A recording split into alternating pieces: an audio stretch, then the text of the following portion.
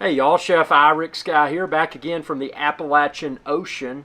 And within this video, I'm going to explain step by step how to make homemade cocktail sauce, how to make homemade shrimp sauce. So it's actually very simple. And oh, hey Marco, oh, you got the shrimp. Great, great, great. Be safe coming back into the port, man. It's kind of crazy there at the Appalachian Ocean today. Oh, I know you got it covered. Bring them shrimps. Them shrimps. That was the fisherman, Marco, out in the Appalachian Ocean, fresh catch. So I got to have this shrimp sauce ready because I'm having my fresh shrimp right off the boat delivered. So we're going to get some ketchup. That's the first thing here. Now, depending upon how much sauce you're making will dictate how much ketchup and the other ingredients you use. Now, this bottle was almost finished. What I do, I just get the cheapest ketchup I can find. It doesn't have to be anything fancy. You know, even though I am a celebrity chef for a lot of celebrities you may not have heard of, I get the cheapest ingredients possible. So I'm going to put a little bit more ketchup. My objective is to fill this squirt bottle with the sauce. So we're going to do some more ketchup. Okay, that looks about right. You can see there, that's how much ketchup I got in my bowl. Now what we're going to do is get some Worcestershire. Again, just the cheapest stuff you can find. Put a decent amount of Worcestershire here. That bottle was almost done, so it's sayonara.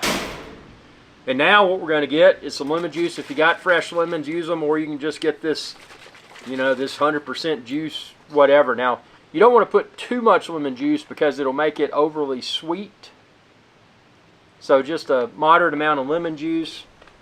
The next thing I'm going to do is garlic powder. This is not garlic salt. If you got garlic salt, you can use it. I like garlic powder, so I'm going to put a moderate amount of garlic powder. It gives it that good flavor profile. Then, since I didn't use garlic salt, I use garlic powder. I've got coarse sea salt. So I'm going to use that, just a dash of coarse sea salt instead of garlic salt. A lot of garlic salt you get, you may not know this, it typically doesn't use sea salt. So for that reason, I use the garlic powder and then the garlic salt. Now this is fresh pepper. These are fresh peppercorns in here. Oh, subscribe and check out my Peugeot pepper mill video. This pepper mill is awesome. So I am grinding quite a significant amount of fresh pepper in here because I like that flavor profile. You know, do it to taste. If you want it a little bit spicy but not too spicy, cayenne pepper, depending upon your spice level. It doesn't take much. You know, you don't want it to be too spicy, so some cayenne in there. Now this is the horseradish. You can get, this is the extra hot, or you can get the regular horseradish depending upon your personal preference. So we're going to put some of that in there. And, you know, I forgot a spoon. Let me get a spoon, man. So I got my spoon. I'm going to get my horseradish out. Decent amount of horseradish. Now horseradish has a spice to it, so the more you put, the more spicy it's going to get. I'm going to put two generous spoonfuls of that. I got my horseradish in there. Now all I got to do is mix this sucker up. So I got this big spoon. I mean, honestly, I could have just used this, since I got a metal mixing bowl, man, I can just use this metal spoon. So just mix it up here. You want to blend all this together. You take your time, take your time. Something I recommend if you're planning you're planning a party and you want to have fresh, you know, you're going to, if you know that you're going to be doing, say, shrimp, I'm doing shrimp. You know, as we mentioned, the boat captain, Marco, he's out on the Appalachian Ocean right now catching those shrimps. So if you plan ahead, what I would encourage you to do is prepare your cocktail sauce the day before, or maybe the day before that. put it in a squirt bottle like this. And by the way, you can find all the stuff I'm using, expand this video's description and click the link there.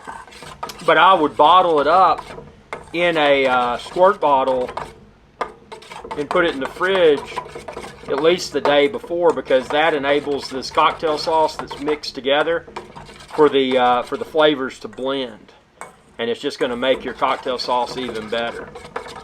So let's see, this is perfect consistency.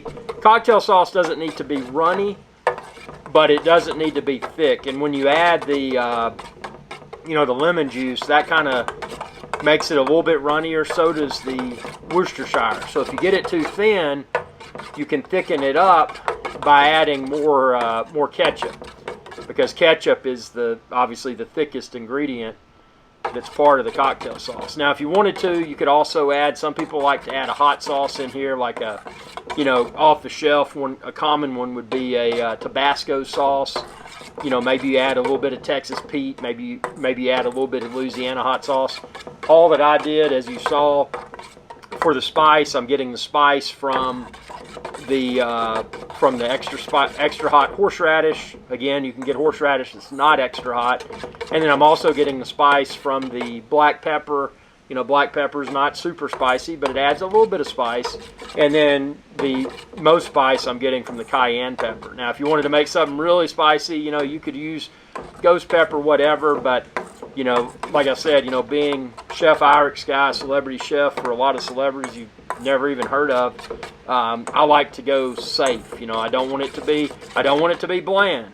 You don't want a bland cocktail sauce, but I would never cook for celebrities and make something extra spicy with, say, ghost pepper or whatever, unless they personally requested that. That would be the only thing. So now I've got my bottle here. By the way, these bottles, everything like I'm using, you can expand this video's description and click the links there. But look at this. How cool is that? Little refiller for the bottle here. Boom! Put that in there like a boss. And let's see, we're going to try something here. See, we're going to get this spoon. I'm finished with this spoon, so I can do this. That is perfect. That is a proper cocktail sauce right there, man. Mmm. Mmm. Mmm. Okay. Oh, man. That's so good. You like me, man. You eat all your seafood, and then you got those little crackers at the table. You start dipping your crackers in the leftover cocktail sauce, if there is any.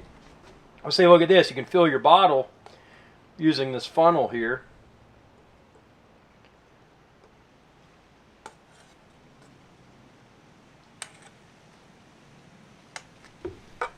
And see, now with this funnel, that's what I like about this funnel. You can kind of gently squeeze it, and the sauce will go down. See, look at that. Look at that, man. Look how awesome that is. See, it is loading my bottle. Now, it's amazing. One would assume that, I made a ton of cocktail sauce. My objective here, because I'm just doing, as indicated previously earlier within this video, when I talked to Marco on his boat in the Appalachian Ocean, Marco is only catching shrimp. But if you're doing a lot of shrimp, or maybe multiple seafoods that you want to dip in cocktail sauce, I mean, if you're doing a fried, let's say, amberjack, that would be a great candidate for cocktail sauce. Fried, pretty much any kind of fried fish. Maybe you're up in the Northeast and you're doing crab. You got some fried, some fried crab, or maybe you're at the Appalachian Ocean and you've got some fried blue crab claws. You got some fried scallops. You got some fried oysters, even though I feel that fried oysters are a sin. I only eat my oysters raw in the half shell. But if you eat fried oysters, this type of cocktail sauce would be a perfect complement for those fried oysters. Likewise, if you eat oysters on the half shell like I do, Some people, they squirt hot sauce on them.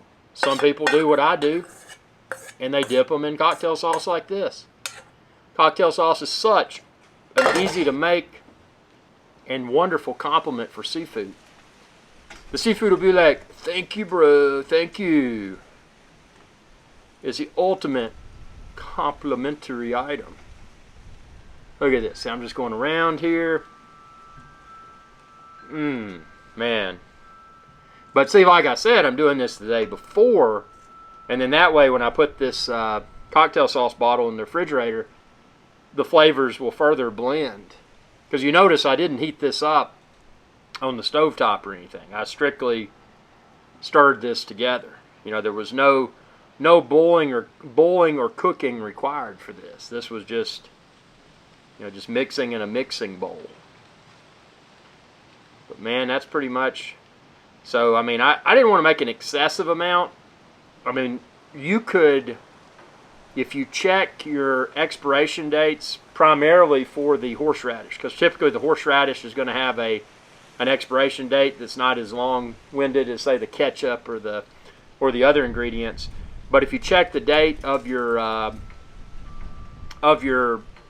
see, that's a decent amount.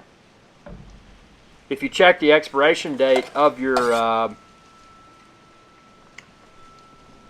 horseradish and then your ketchup and stuff, if you want to keep this in your fridge for a while, just be sure to notate the expiration date of the ingredient that expires first. Well, I'd be extra careful about horseradish, because if you eat expired horseradish or something that's made with it, it can make you really sick, man. This stuff is so good. I mean, hold on, Marco's calling back.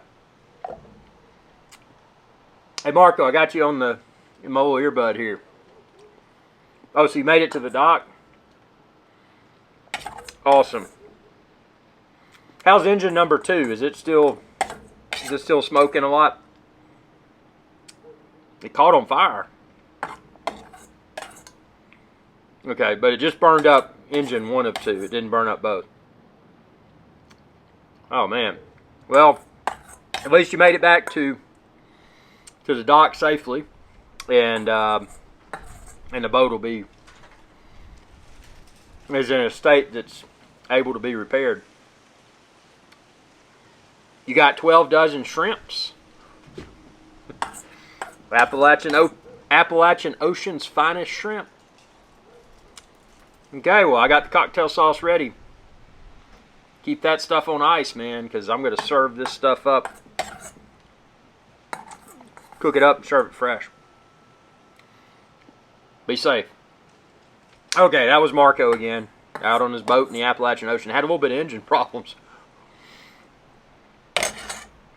That sauce is so good, man. I am addicted to cocktail sauce.